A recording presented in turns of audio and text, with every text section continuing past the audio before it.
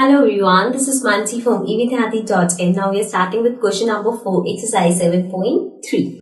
So in this question we have find the equivalent fraction of 3 upon 5 having first part denominator 20. So आपको एक equivalent fraction निकालना है 3 upon 5 का और वो equivalent fraction इस तरह से होना चाहिए कि उसका denominator 20 हो.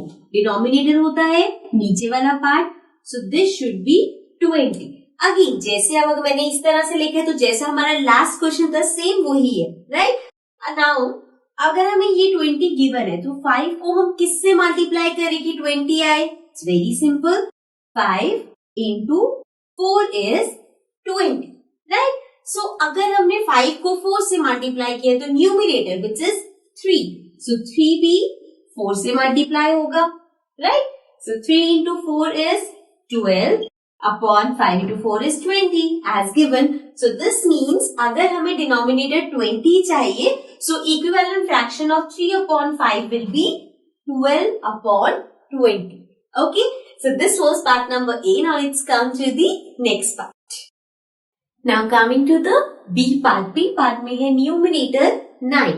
Now this means कि अब हमें 3 upon 5 का एक ऐसा equivalent fraction निकालना है जिसका न्यूमरेटर 9 होगा, राइट? सो हमें इसका डिनोमिनेटर फाइंड करना है. अब न्यूमरेटर अगर 9 है तो 3 को आप किससे मल्टीप्लाई करो कि 9 आए? 3 into 3 is 9, राइट? सो हमने 3 को 3 से मल्टीप्लाई किया तो 9 आया. सिमिलरली 5 को भी हमें 3 से मल्टीप्लाई करना होगा. So this will be 9 and 5 into 3 is 50. So the equivalent fraction of 3 upon 5 will be 9 upon 50.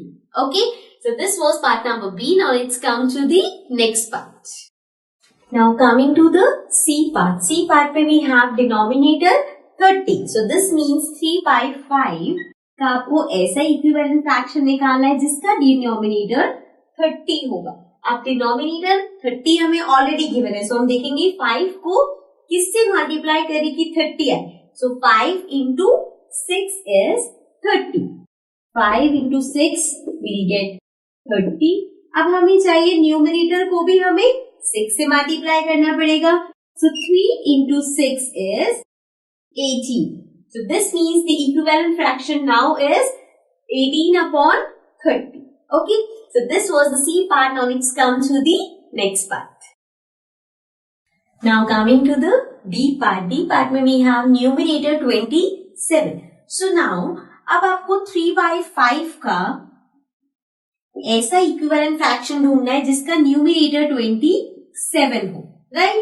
So अब 3 के टेबल में 27 आता है. 3 into 9 is 27, right? So अगर 3 को 9 से मल्टीप्लाई किए तो 5 को भी 9 से मल्टीप्लाई करना पड़ेगा. Now 5 into 9 is 45. So this means the equivalent fraction will be 27 upon 45. Okay. So this was the last part of this question. So let's come to the next question.